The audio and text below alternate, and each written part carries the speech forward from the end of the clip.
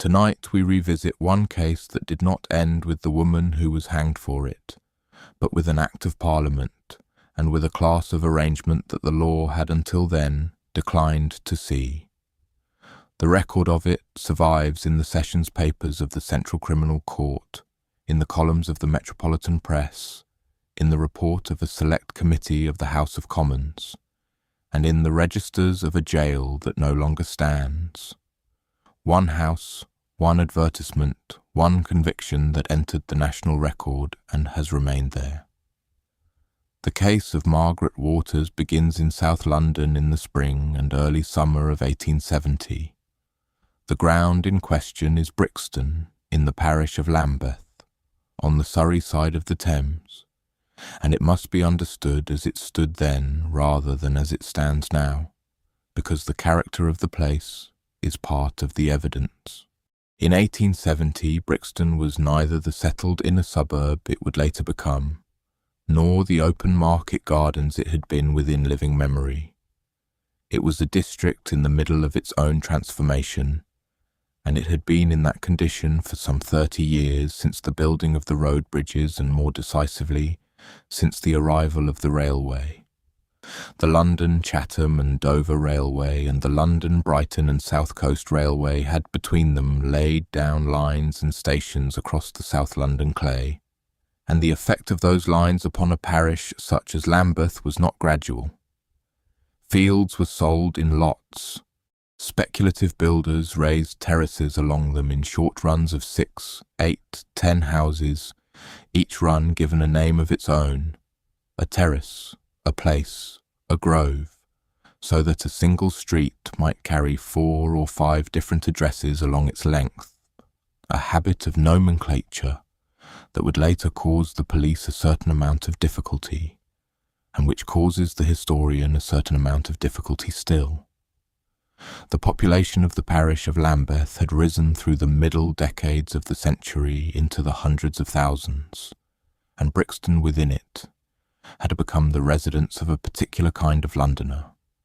The clerk, the commercial traveller, the shopkeeper, the small tradesman, the man who worked in the city or in Suffolk and who came home over the river in the evening. It was a district of respectability, and respectability of a specific and rather anxious sort. The respectability of people who had recently arrived at it, and who understood that it could be lost. The houses were of brick, 2 stories and a basement, or 2 stories and an attic, with small forecourts and iron railings and a strip of garden behind. The streets were made up and lit. The Brixton Road ran north towards Kennington and the river. The Loughborough Road ran east. Cold Harbour Lane cut across the grain of the district, and between these thoroughfares lay a lattice of smaller roads laid out by builders who had bought their land cheaply, and who were not always careful about what they put on it.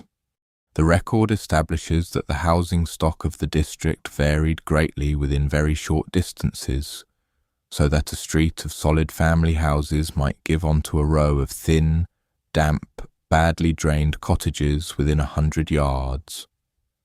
What Brixton also possessed, and this is not incidental, was privacy of a particular kind. It was near enough to central London to be reached in half an hour, and far enough from it to be anonymous. A household could be established in a terrace, could take in lodgers, could receive callers, and could remove itself to another address 2 streets away without any part of that process being registered anywhere except in the memory of a landlord and the ledger of a rate collector. There was no requirement upon such a household to declare who lived in it, or who was brought into it, or who was carried out of it. The parish knew its ratepayers.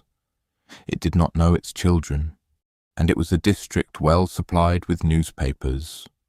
The Clerkenwell News, Lloyd's Weekly newspaper, the South London Press, the daily papers of the metropolis, all of them carried in their back pages columns of small advertisements under headings such as adoption, nurse child wanted, the care of a child wanted, and it was the ordinary practice of respectable households to read those columns and to answer them. The advertisement was, in 1870, the principal instrument by which the unwanted children of England were transferred from one set of hands to another. It cost a few shillings to place. It was answered by letter. It was concluded in cash, at a railway station or a public house or a front parlour, and no record of the transaction was made anywhere at all. That is the ground. A district of new brick and small gardens, of clerks and their wives, of terraces named in short runs, of newspapers with advertisement columns in the back pages, and of a railway that could carry a woman with a bundle in her arms from one station to another in 20 minutes, and back again with the bundle no longer in them. The victim in this case was 5 weeks old when he was handed over, and 6 weeks old when he was found, and he lived for a further 13 days after that. His name was John Walter Cowan. He was born on the 14th of May, 1870. He was the illegitimate son of Janet Tassie Cowan, who was 16 years of age at the time of his birth, or 17. The secondary accounts differ on this point, and the discrepancy is not resolved in the sources recovered. She was the daughter of a man of business living in the Loughborough Road, Brixton, and it is through her father, rather than through her, that the child enters the record at all. Of Janet Tassie Cowan herself, the surviving record offers very little. Her name, her age, her condition, the fact of her confinement, and the fact that she was alive and in her father's house while the events described in this account were taking place. The identity of the child's father is not established in any primary source recovered. The circumstances of the pregnancy, the manner in which it was discovered, and what was said within the household when it was discovered are not documented in surviving records, and nothing will be supplied here in place of them. What the record does establish is the position in which the family found itself, because that position was the ordinary position of thousands of families in England in that year, and it must be stated plainly. The child was illegitimate. There was no provision in law, and none in practice, by which an unmarried mother of 16 in a respectable Brixton household might keep her son and remain in that household, or in that class. The Poor Law offered the workhouse, and the workhouse offered a stigma that attached not only to the mother but to her father, her sisters, and the standing of the family among its neighbours. Adoption, in the modern sense, a legal transfer of parenthood, recorded, supervised, revocable, did not exist in English law and would not exist until 1926. There was no register of foster carers. There was no inspection. There was no authority upon whom a duty lay to know where any child in England was, or with whom, or whether it was alive. There was instead the advertisement column. The record establishes that Janet Cowan's father answered an advertisement placed in Lloyd's weekly newspaper. The notice offered, in the customary formula of the trade, the entire charge of a child, to be brought up as the advertiser's own, by a respectable couple. It is a form of words that appears, with small variations, hundreds of times in the London papers of that decade, and it should be understood that the family who answered it were doing what the ordinary practice of the country invited them to do. The evidence given at the subsequent trial by a clerk of the advertising department of Lloyd's, the record gives his name as Thomas Bassett, was that 27 such advertisements had been placed by the accused, and that advertisements of that kind came to the paper regularly and from a great many different persons. The trade was not hidden. It was printed, columnised and paid for at the standard rate. A meeting was arranged, a sum of £2 was paid, a figure well below the £4 or £5 that the accused ordinarily asked, and the reduction was, on the evidence, the subject of negotiation. The child was handed over. The woman who received him gave a name that was not her own. It is necessary to say what is known of the child himself, because the record is thin, and because thinness is itself part of what this case established. He was baptized or registered as John Walter Cowan. He was born on the 14th of May.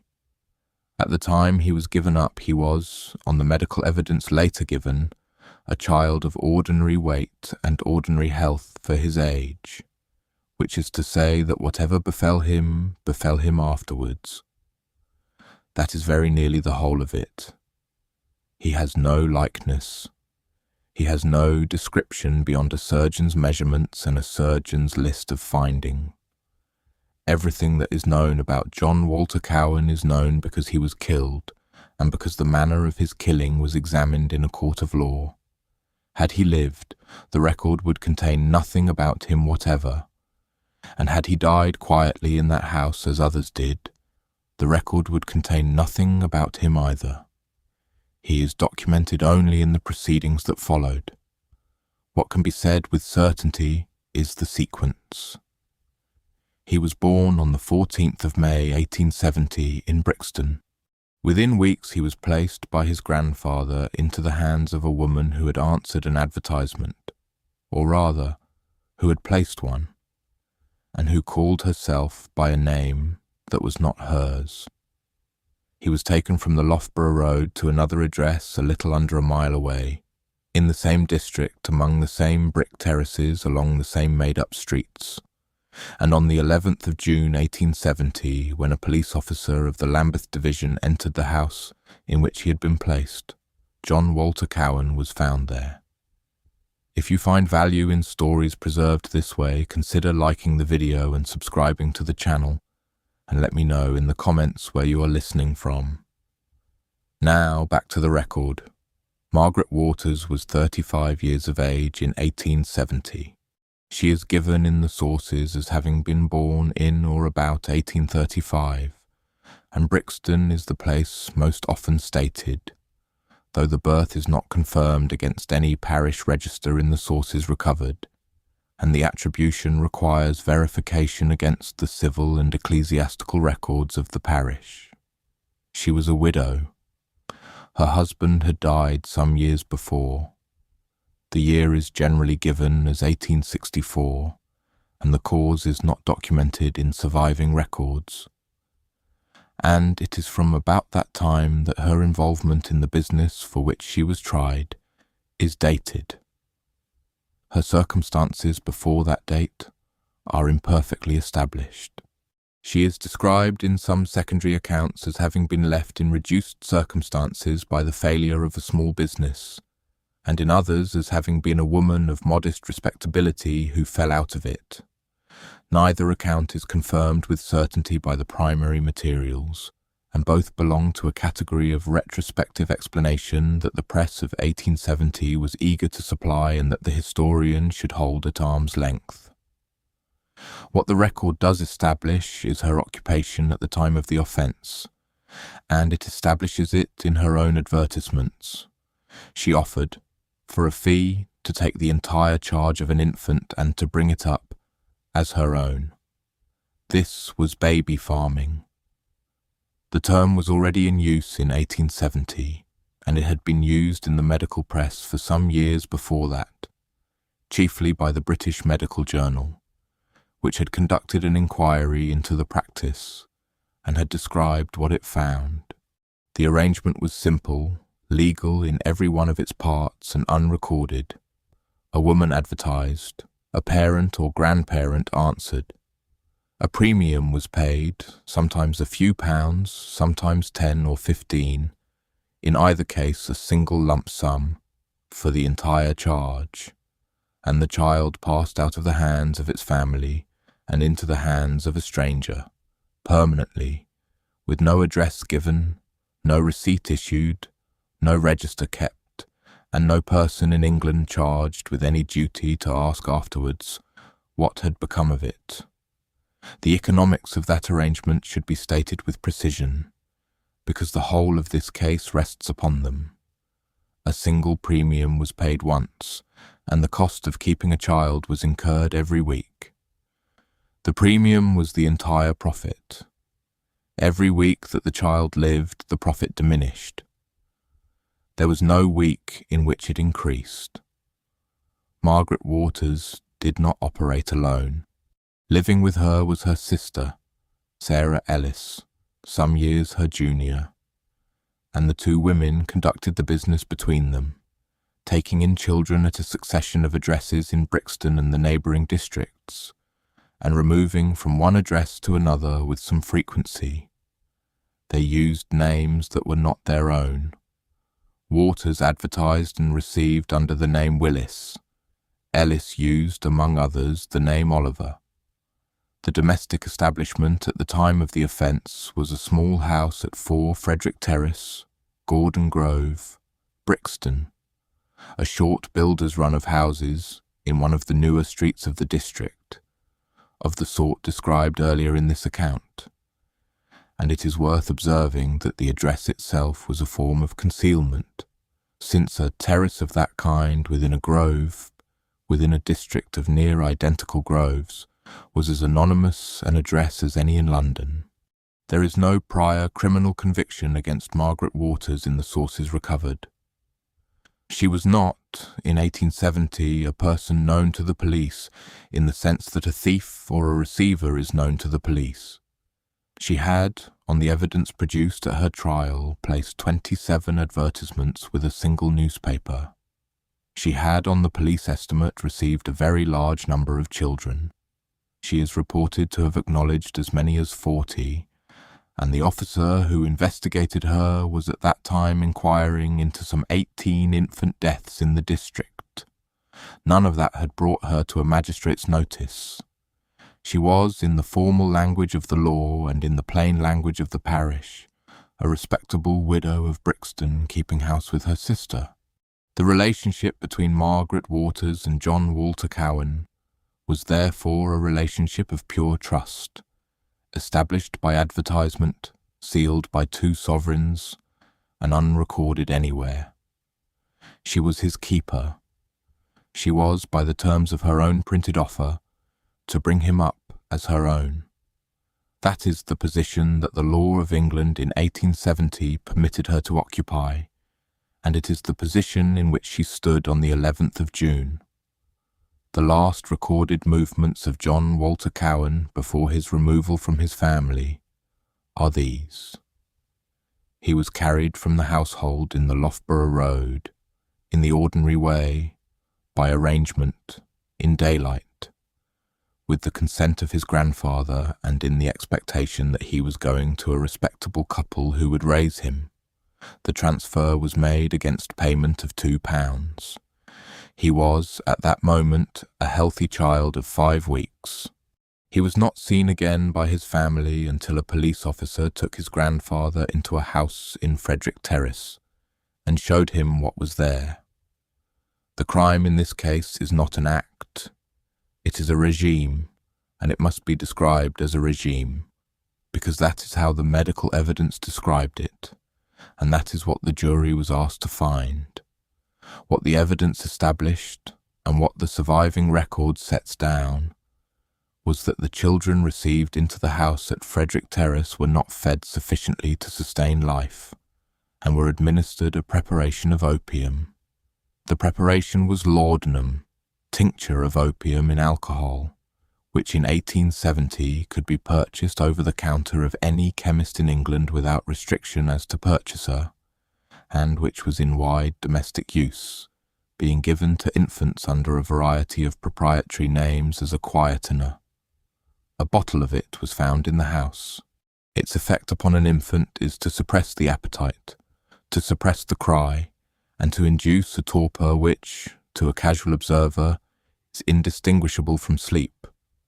The effect upon a child already underfed is to accelerate the decline, since a drugged child does not wake, does not demand, and does not take what little is offered.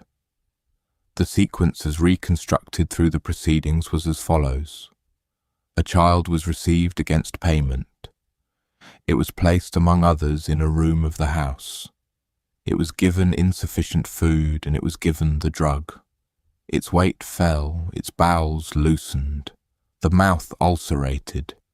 It became silent, and the silence of the house was afterwards remarked upon by more than one witness who had been in it. A house containing many infants and making almost no sound. Some of the children so treated died in the house. Others, on the evidence given at the trial and in the press reports of the proceedings, were removed from the house at night, wrapped and left in the streets, or placed in the hands of children and abandoned. The method of disposal is described in these terms in the contemporary accounts and in the reports of the trial, and the frequency with which it was employed is not established with precision in the primary materials. The horror of this case, and the word will not be used again, is arithmetical. It lies in the weights. John Walter Cowan, at 6 weeks, should have weighed on the order of 12 pounds. When he was recovered from the house, he weighed under 6 pounds. That is the crime. It was accomplished not in a moment, but over a period of days, by omission and by administration, in a small brick house in a quiet grove, by a widow and her sister, in the ordinary domestic setting of a South London terrace, using a bottle from a chemist and the simple expedient of not providing food.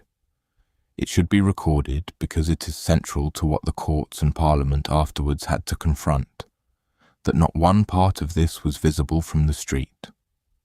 The house was rented. The rates were paid.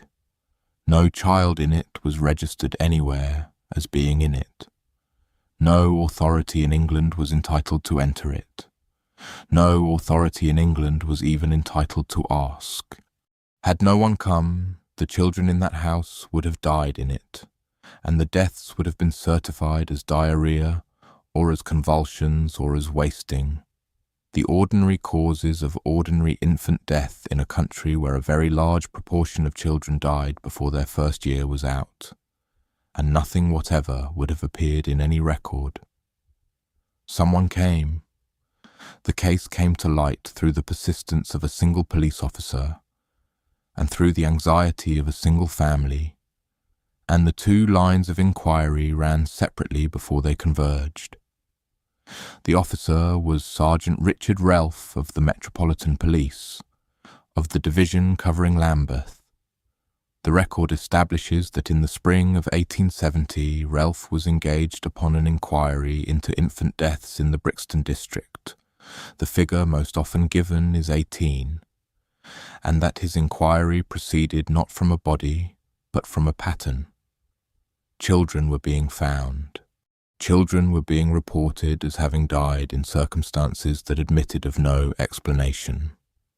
Relf's method, as it appears in the record, was to work backwards from the instrument that the trade could not do without, the advertisement. He read the columns. He answered them. An advertisement placed by a woman calling herself Mrs. Oliver drew his attention. He arranged to meet her. The woman who kept the appointment was Sarah Ellis, though she did not give that name, and she declined to give her address, which was itself, in the circumstances, information. Relf followed her. She went to Frederick Terrace, Gordon Grove in Brixton, and Relf now had what no one in England had previously possessed in such a case, a door. The second line of inquiry was the family. The record establishes that the Cowan household in the Loughborough Road did not simply hand over the child and forget him. They attempted to find out how he did. Inquiries were made of the woman who had taken him. The responses were evasive. The address given was not one at which she could be found. That is the point at which the family went to the police, and it is the point at which the two inquiries met, because the officer who had been following a woman from an advertisement and the family who had been trying to trace a child were now in possession of the same address.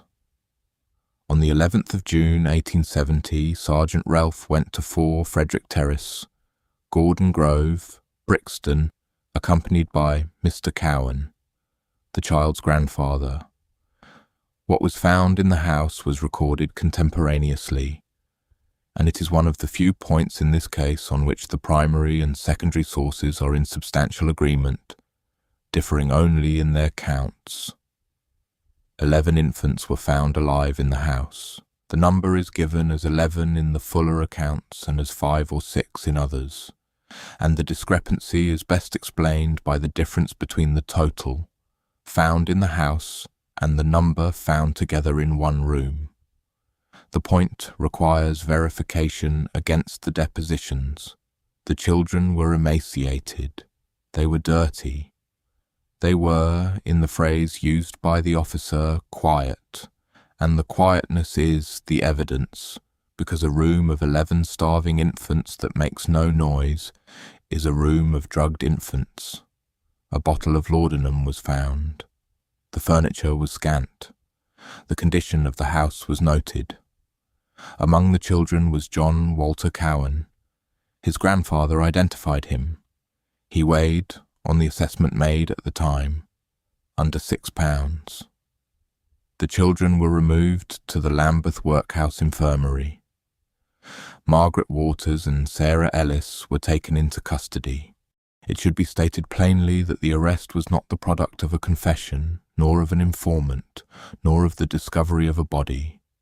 It was the product of an officer reading a newspaper column and following a woman home, where the arrest came through method rather than chance. The method deserves to be named, and the method was Ralph's. John Walter Cowan died in the Lambeth Workhouse on the 24th of June 1870, 13 days after his removal from the house. He was not the only one. Of the children taken from Frederick Terrace, 4 died within a short period of their transfer, their systems being past the point at which food and care could recover them. The exact figure varies between accounts, and the variation reflects the difficulty then and now of establishing which children died of what and when. What the record does establish is that removal did not save them. They had been taken out of the house too late, and the medical evidence given at the trial was that this was so. The proceedings before the coroner and before the magistrate followed in the ordinary way through the summer. Depositions were taken. The advertising clerk of Lloyd's produced the 27 notices. The chemists, the neighbours, the lodgers, the workhouse officers, and the medical men were examined. Waters and Ellis were committed for trial at the Central Criminal Court, and the indictment against Waters carried 5 counts of wilful murder, together with counts of neglect and of conspiracy. The post-mortem examination upon John Walter Cowan was conducted following his death on the 24th of June 1870. The surgeon who conducted it is named in the record as Puckle. The Christian name is given as George in the coroner's proceedings as reported, and as Charles in at least one later account, and the discrepancy is not resolved in the sources recovered and requires verification against the inquest depositions. The condition of the body as the surgeon received it was set down in terms that were entered in the official record and repeated at the trial. The general appearance of the body showed extreme emaciation.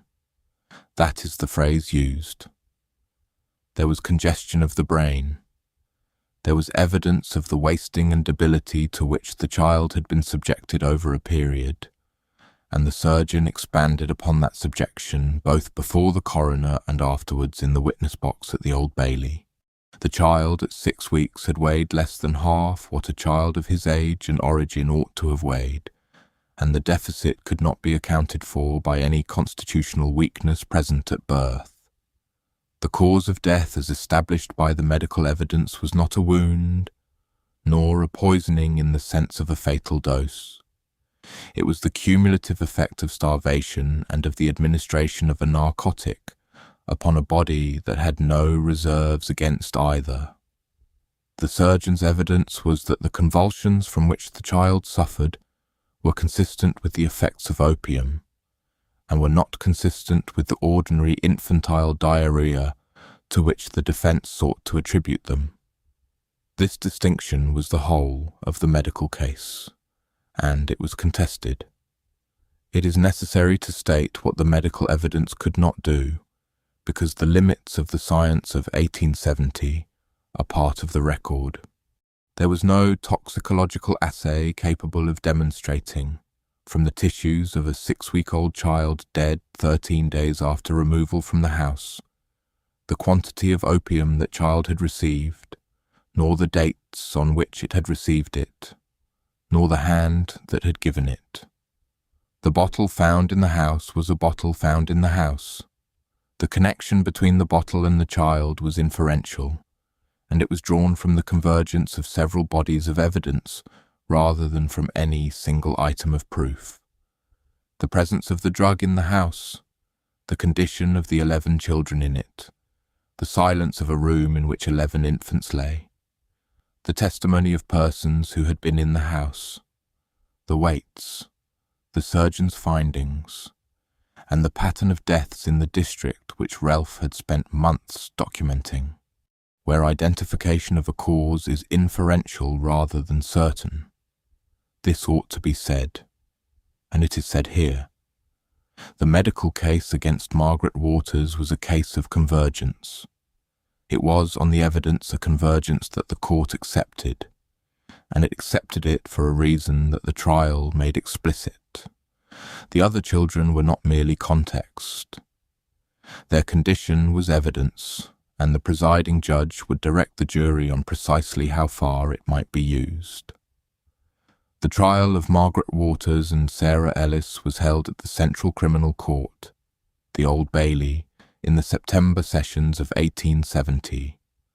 The sessions had opened on Monday 19th September before the Right Honourable Sir Fitzroy Kelly, Knight, Lord Chief Baron of Her Majesty's Court of Exchequer, together with the Lord Mayor of London, Sir Anthony Cleasby, one of the Barons of the Exchequer, and the Aldermen of the city.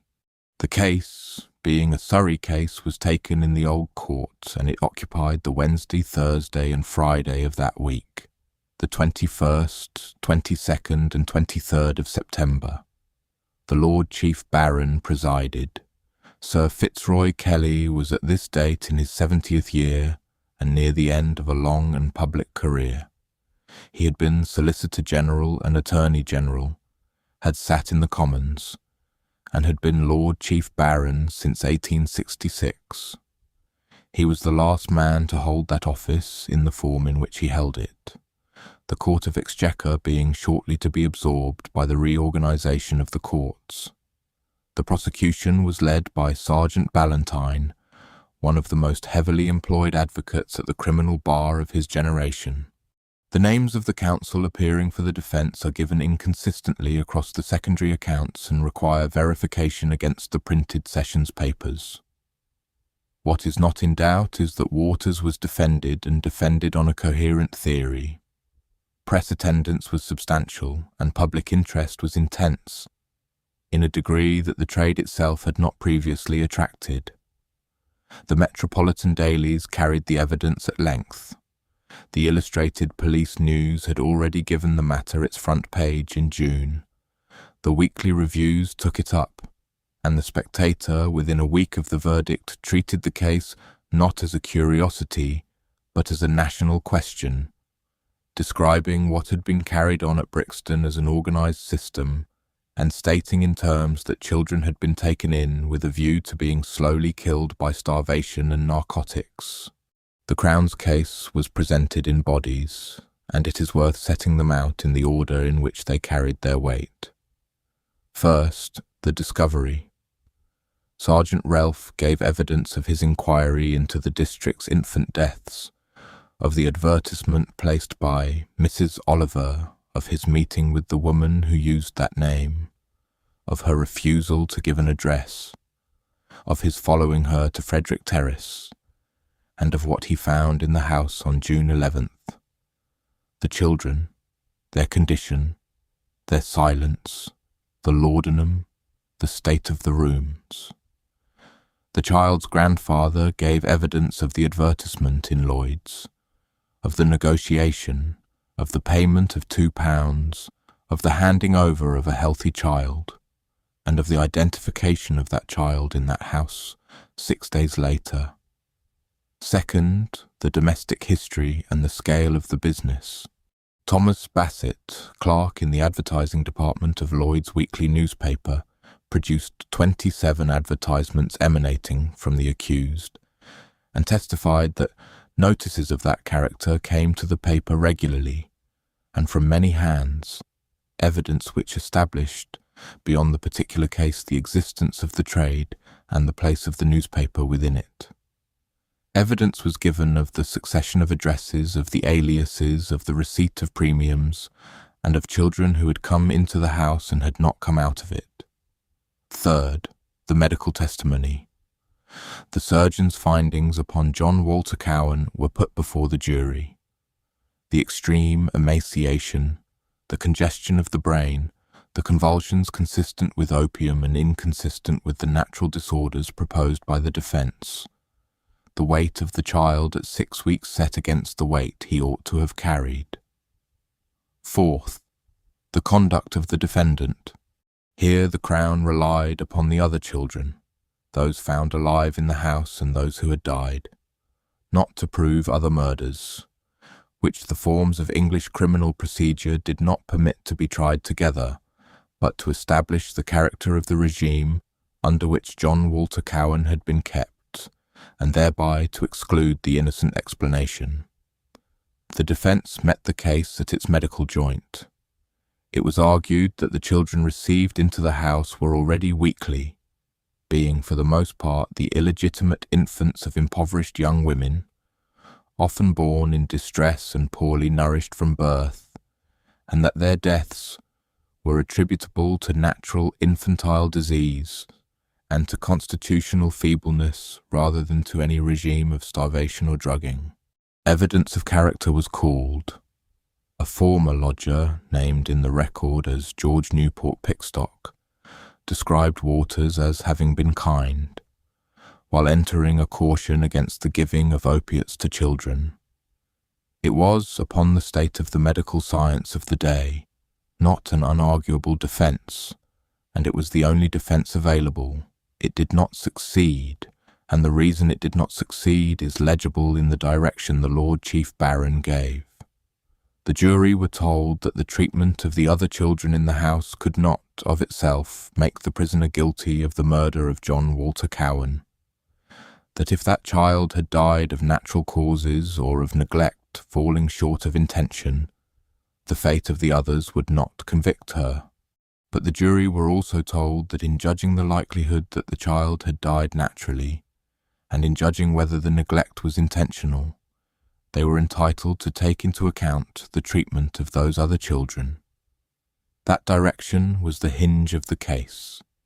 It permitted the 11 bodies in the room to speak to the one body on the table, and once they were permitted to speak, the innocent explanation could not stand, because a single sickly infant may waste and die, and 11 infants in one house, silent, wasted, and lying beside a bottle of laudanum, do not do so by nature. Against Sarah Ellis, the murder charge was withdrawn by direction of the judge, the evidence connecting her directly with the death of the child being held insufficient to go to the jury. She pleaded guilty to obtaining money by false pretences. On September 23, 1870, the jury returned its verdict. Margaret Waters was found guilty of the wilful murder of John Walter Cowan. The sentence was death by hanging. The Lord Chief Baron spoke before passing it, and he spoke also to Ellis when he came to sentence her, telling her that she must have known, at the time she solicited the public and pretended to take children into her keeping, that it was intended so to deal with them that the consequences would follow, which had just brought her sister to a sentence of death. Sarah Ellis was sentenced to 18 months' imprisonment with hard labour. There was no recommendation to mercy in favour of Margaret Waters, and none was made in the weeks that followed by any authority competent to make one. Margaret Waters was executed on Tuesday the 11th of October 1870 at 9 o'clock in the morning within the walls of Horsemonger Lane Gaol, the Surrey County Gaol in Southwark, which was the appointed place of execution for the county in which the offence had been committed. The executioner was William Calcraft, who had by then held the office for some 40 years, and who was the last of the old school of English hangmen, working with the short drop and in consequence with results that were frequently protracted. He would remain in office a further 4 years. The execution was carried out within the prison walls and not in public.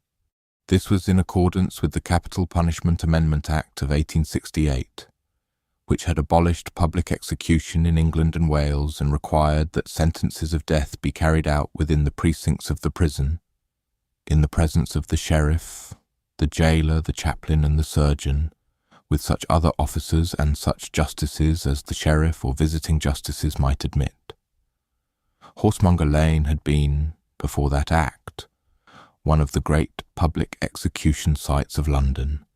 Its flat jail roof had drawn crowds in tens of thousands.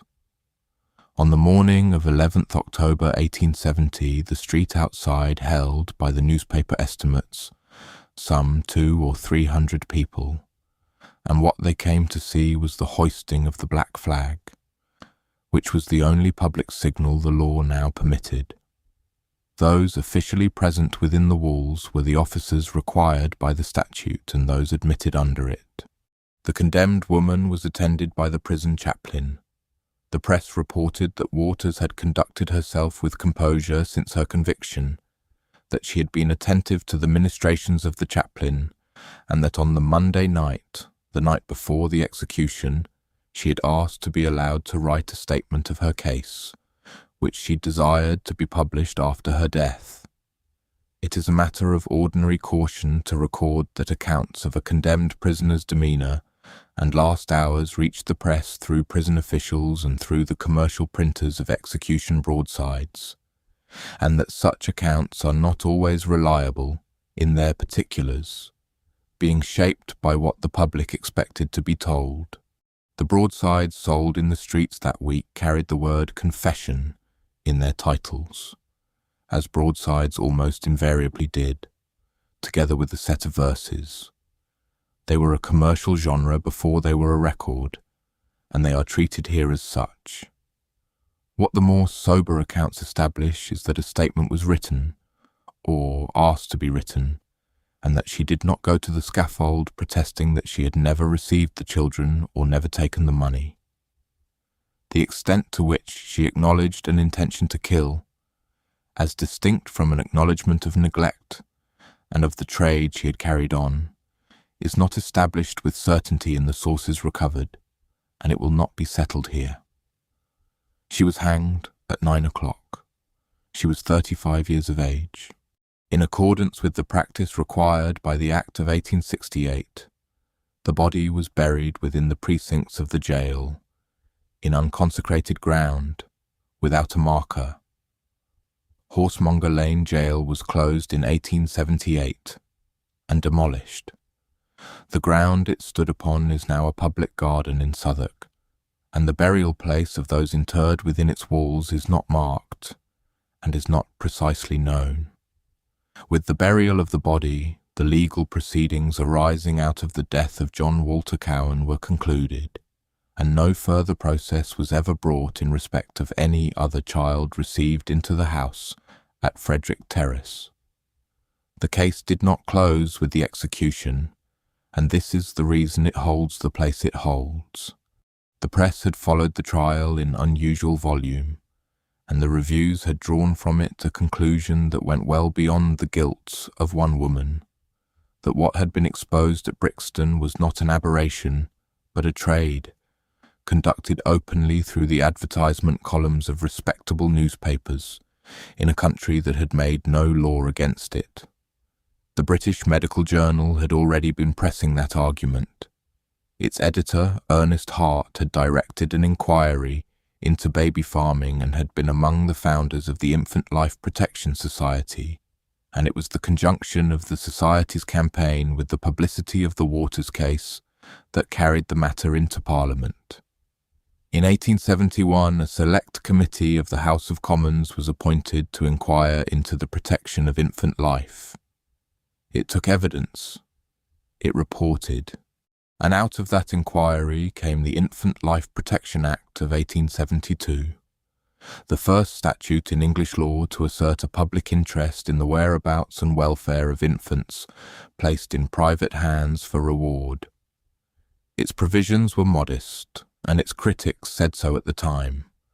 Persons receiving for hire or reward more than one infant under the age of 1 year for longer than 24 hours were required to register with the local authority. Registers were to be kept. Deaths were to be notified. It did not cover the single child. It was thinly enforced. It did not end the trade and the executions of Annie Tuke in 1879, of Jessie King in 1889, of Amelia Dyer in 1896, of Ada Chard Williams in 1900, of Amelia Sack and Annie Walters in 1903, and of Rhoda Willis in 1907 are the measure of how far it did not. But it was a beginning, and the successive statutes that strengthened it. The Infant Life Protection Act of 1897, which extended the powers of inspection and lowered the threshold, and the Children Act of 1908, which brought the protection of children into a single comprehensive code, descend in a direct and traceable line from a select committee appointed in the year after a widow of Brixton was hanged. The law of England learned to look inside houses, and it began to learn it here. The case entered the literature quickly and has stayed in it. It was set down in the execution broadsides of 1870, one of which is preserved in the collections of the London Museum. It was taken up in the Victorian anthologies of criminal cases, and it appears in the modern reference literature of homicide, in Michael Newton's Encyclopedia of Serial Killers, among others. It is a fixture in the scholarly literature on infanticide, on the poor law, and on Victorian child welfare, where it is cited as the case that made baby farming a public question, and where the number of children Waters is believed to have killed is generally given as at least 19. A figure which is an estimate drawn from the pattern of the trade and the scale of her advertising, and which is not established, and cannot now be established, from any primary source. The physical evidence is nearly all gone. The jail is gone. Frederick Terrace, Gordon Grove does not survive in the form it then had. The depositions and the sessions papers survive. The newspaper columns survive. The advertisements survive. 27 of them, produced in a courtroom by a clerk who had thought nothing of them when he took the money for them. Those small paragraphs of type are, in the end, the most durable object in this case. The instrument of the crime was a classified advertisement, and it was printed, and printing lasts, and there is the child. It should be said because it is true, and because it is the one thing in this account that is said in a voice other than the records. John Walter Cowan is remembered as an occasion rather than as a person. He is the count on which a conviction was obtained. He is the name in the indictment. He is the weight in the surgeon's evidence and the date in the workhouse register. He lived for 41 days, and the whole of what is known of him is what was done to him, and he is invoked, when he is invoked at all, in order to explain a woman, a trade, and an Act of Parliament. His mother, who was 16, disappears from the record entirely, once her father has given evidence. The Act of 1872 bears no one's name. Neither does the grave. The case of Margaret Waters was the single matter examined in this account. The conviction was entered. The execution was carried out in 1870. The case became part of the national record. It has not left.